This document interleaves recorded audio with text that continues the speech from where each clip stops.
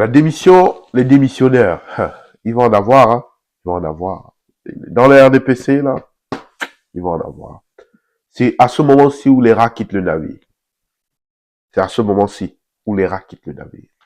Quand ça commence à couler, ça doit être encore un signe au peuple camerounais que ce régime tend vers la fin. Tend vers la fin. Et que le RDPC et leurs alliés doivent quitter le pouvoir parce qu'ils ne donneront rien de bon.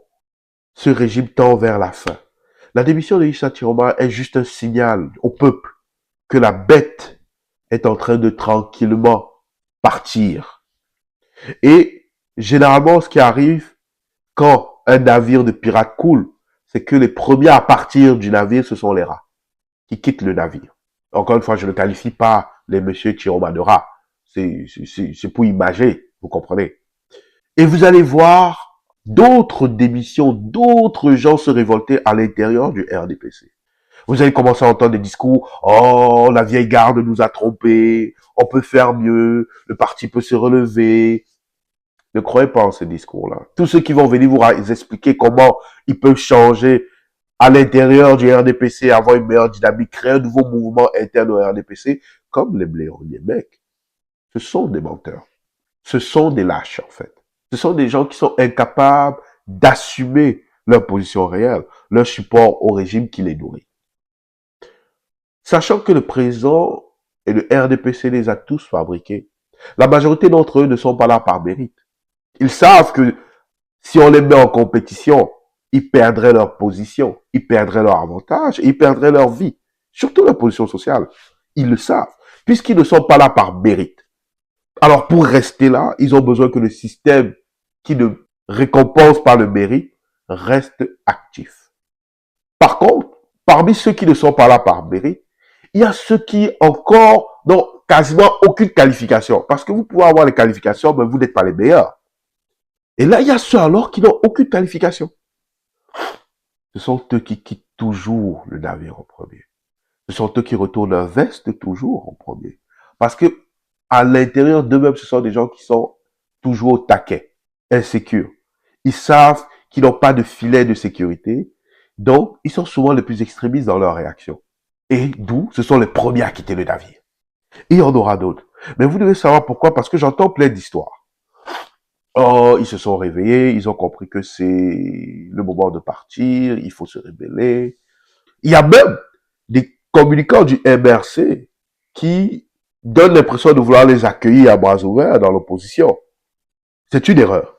C'est pas des gens fréquentables. Parce que lorsqu'un rat quitte un navire pour un autre, il va pourrir l'autre navire aussi.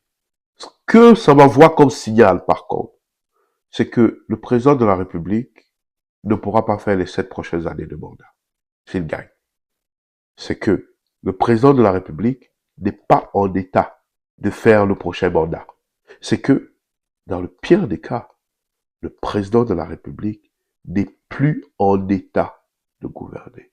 Et encore pire, c'est que les rats, du moins, les démissionnaires et les révoltés, ont eu vent d'une rumeur à l'interne que le président M. Biya est en incapacité. Donc ça se peut même que le 25 octobre, le président Biya ne puisse pas être candidat. Et là, c'est la panique. Par contre, au niveau du peuple camerounais, ça devrait vous motiver encore plus à vous battre. Ça devrait vous motiver encore plus à vous inscrire sur les listes électorales. Ça devrait vous motiver encore plus à aller voter en octobre. Ça devrait vous motiver encore plus à avoir l'espoir que le RDPC doit partir. Aucun élément dans le RDPC n'est en capacité de gouverner ce pays, n'a ni l'aura, ni l'intelligence, ni le support du peuple pour gouverner ce pays. Vous devez mettre le MRC au pouvoir. C'est notre fenêtre.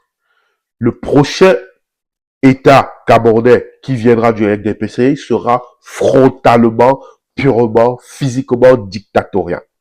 Vous allez perdre les peu de droits que vous avez, vous allez les perdre. Je peux vous le garantir. C'est notre année. C'est un combat à mener par tous les Camerounais de toutes les générations.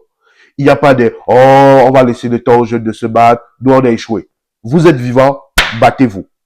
C'est l'avenir de notre nation qui compte. C'est l'avenir de nos générations qui compte. Nos générations futures qui est en jeu. C'est l'avenir de nos enfants, de nos petits-enfants.